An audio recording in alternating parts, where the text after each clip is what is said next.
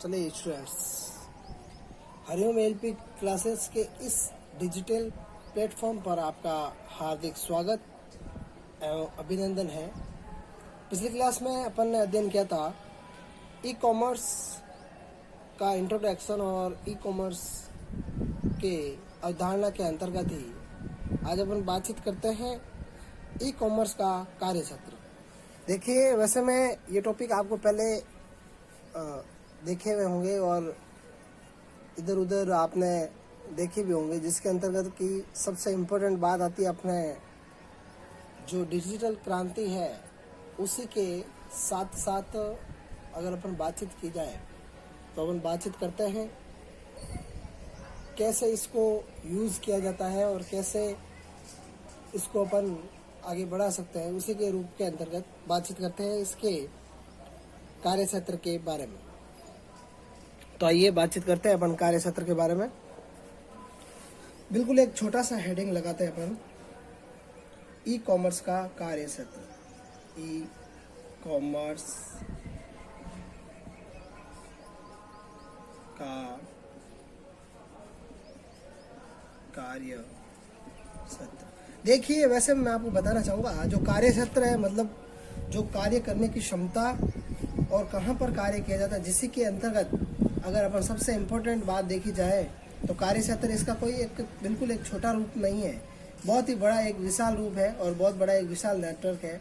उसी के अंतर्गत सबसे इम्पोर्टेंट बात जो आती है अपने उसके अंदर ये आती है कि इसका जो केवल क्रय विक्रय से ही जो कार्यक्षेत्र यहाँ पर बिल्कुल जिसे कहा जाए समाप्त नहीं हो जाता है।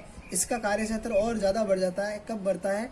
जब आप यूज़ करते हैं इंटरनेट के माध्यम से, इंटरनेट ट्रांजैक्शन जिसे कहा जा सकता है आपके क्रेडिट और डेबिट कार्ड के माध्यम से। और उसी के साथ साथ अगर बातचीत की जाए तो ऑनलाइन ट्रांजैक्शन, नेट बैंकिंग के द्वारा, ऑनलाइन स्टोर के माध्यम से आपको सेल और परचेज के लिए, तो उसके माध्यम से आप विभिन्न प्रकार की जो अपने हैं ट्रांजैक्शन बनाने के लिए। और उसके अंदर सबसे इम्पोर्टेंट बात यह होती है कि ई कॉमर्स में उत्पादों और सेवाओं का जो प्रोडक्ट है और सर्विसेज है उसी का ही केवल जो है आपके क्रय विक्रय नहीं होता है, जबकि इन सभी प्रकार के जो है ट्रांजैक्शन होगा क्रय विक्रय इसके अंदर ही निहित है। और इन सब को अपन को सोचना चाहिए कि किस प्रकार से अपन आगे भी काम कर सकते हैं। तो आइए दूसरा टॉपिक इसी के अंतर्गत ले लेते हैं। कोई नया टॉपिक अपने साथ न लेकर के इसी के अंतर्गत अपन ले लेते हैं। तो ये सबसे पहले तो अपन ने देखा कि ई कॉमर्स का कार्यक्षेत्र, और अब अपन बातचीत करेंगे ई कॉमर्स के लाभ के बारे में। देखिए, लाभ अगर किसी चीज़ के अंदर कार्य कर रहे हैं तो अपन को कुछ लाभ है तो कुछ इसके अंदर क्या होता है, नुकसान भी उठाना पड़ता है। तो आइए सबसे पहले अपन चर्चा करते हैं कुछ लाभों के बारे में।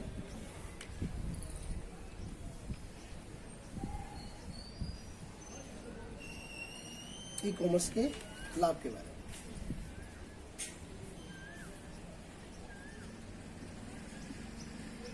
ई कॉमर्स के लाभ, देखिए ई कॉमर्स के जो लाभ है साधारण रूप के अंतर्गत मैं आपको बताना चाहूँगा कि इसमें क्या होता है, सभी छोटे और बड़े व्यापारी बैठते हैं, इसमें मध्यम प्रकार के व्यापारी भी बैठते हैं और सभी आपस में जो है समस्त प्रकार के सेवाओं को प्राप्त करने के अंदर सक्षम होते हैं। और अनेक प्रकार के इसके अंदर क्या आपको घर बैठे ही सामान की व्यवस्था,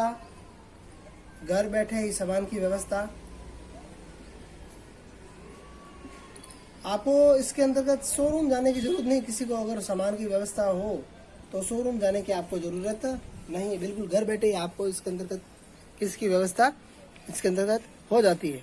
और साथ ही साथ आपको इसके अंदर कोई भी जिसे कहा जाए देखने की सामान का आवश्यकता नहीं, केवल आपने इसका जो सामान का फोटो देखा और उसी के अंतर्गत आपने उसको क्या कर दिया, बिल्कुल ओके कर दिया। तो आइए इसके अंदर देखते हैं, अपन 2 से 4 बातें अपन देख लेते हैं कि सबसे पहले देखते हैं ये ग्राहक अपनी आवश्यकता अनुसार कोई भी सामान,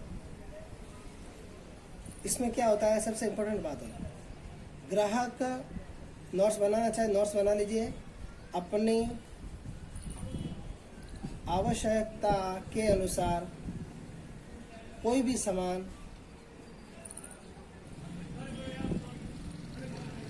कोई भी सामान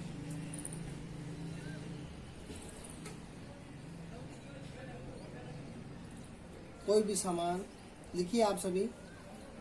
इंटरनेट पर किसी विक्रेता की सहायता से बिना खोज सकता है और खरीद सकता है। लिखिए दूसरा पॉइंट।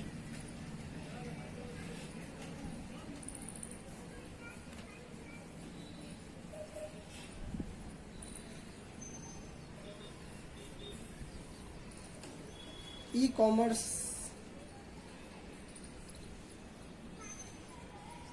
से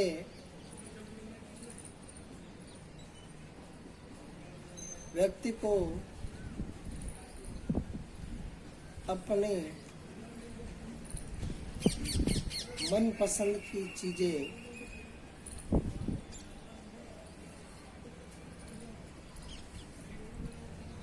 घर बैठे ऑनलाइन पेमेंट करके प्राप्त या COD यानी कि कैश ऑन डिलीवरी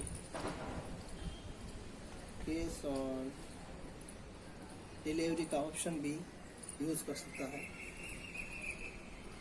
तीसरा देखेंगे, यह छोटे और मध्यम आकार के व्यापारियों को संसार भर में अपने उत्पाद बेचने और सेवाओं को उपलब्ध कराने की सुविधा प्रदान करता है। यह छोटे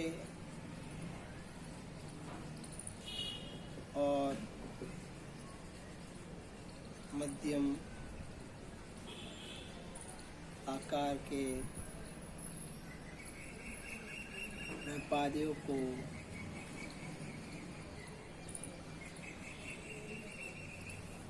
संसार भर में, मतलब पूरे विश्व में, कहीं पर भी विश्व में कहीं भी अपने उत्पाद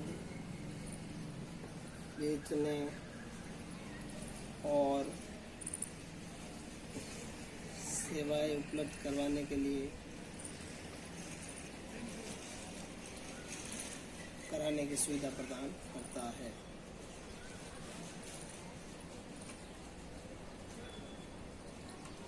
कराने की सुविधा प्रदान करता है। नेक्स्ट लिखेंगे अपन, चौथा पॉइंट और लास्ट है ये। अपन को ज्यादा इसके ऊपर चर्चा न करके बिल्कुल एक बेसिक रूप से आपको समझ में आना चाहिए क्या है क्या नहीं है। देखिए,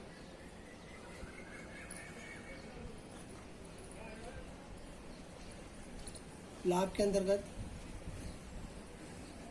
चौथा है और लास्ट है, घर बैठे ऑर्डर देने से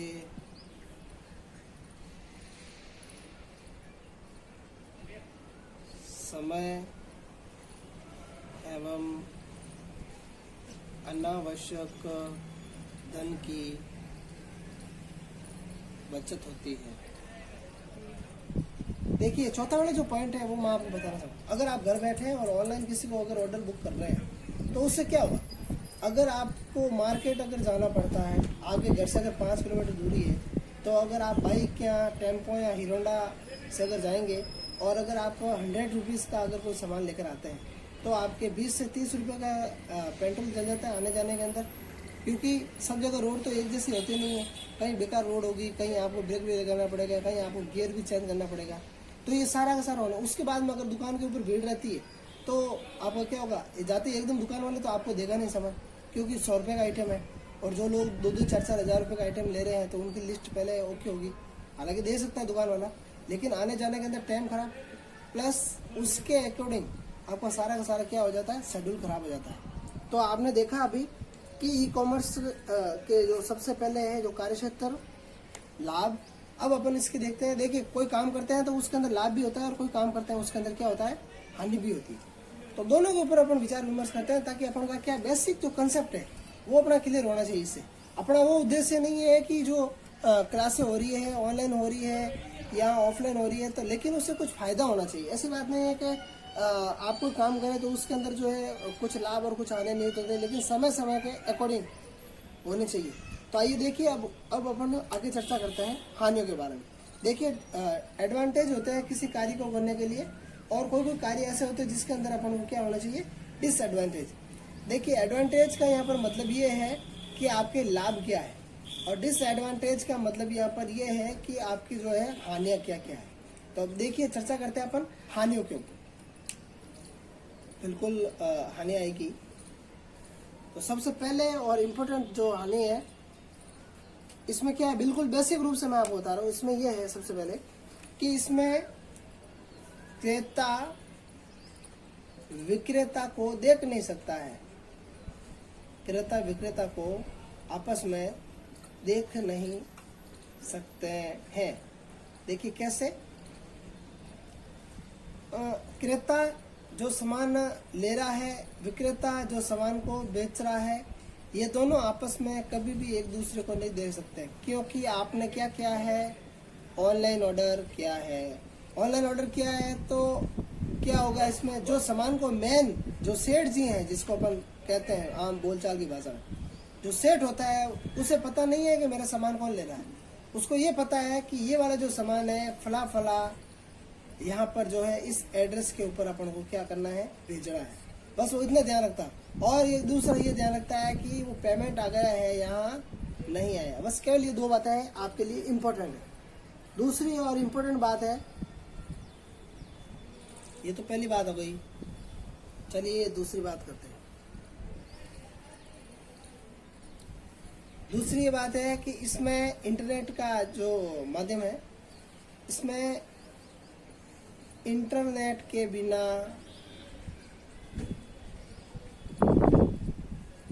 कोई भी कार्य, मतलब के खरीदारी का कार्य संभव नहीं है। दूसरा सबसे इम्पोर्टेंट पॉइंट। तीसरा है, जो ऑनलाइन वेबसाइट है,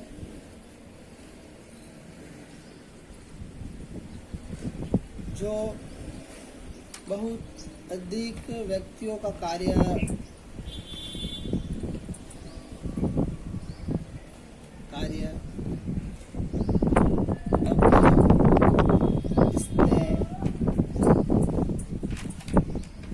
डिजिटल ने ले लिया है, जिसके कारण से क्या हुआ, बेरोजगारी की जो है की संभावना क्या हो गई है, बढ़ गई है। चौथा और सबसे इम्पोर्टेंट पॉइंट है और लास्ट पॉइंट है, इसमें जो धोखाधड़ी है उसकी समस्या भी क्या हो गई है, समस्या बढ़ गई है। समझ आ गई, ये चार है सबसे इम्पोर्टेंट बातें हैं। अब अपन जो नेक्स्ट वाला टॉपिक होगा उसके अंदर अपन बातचीत करेंगे, बहुत ही एक इम्पोर्टेंट टॉपिक के बारे में बातचीत करेंगे, और वो टॉपिक भी बिल्कुल छोटा है, क्या है क्या नहीं, तो अपन अभी उसके बारे में बातचीत करते हैं।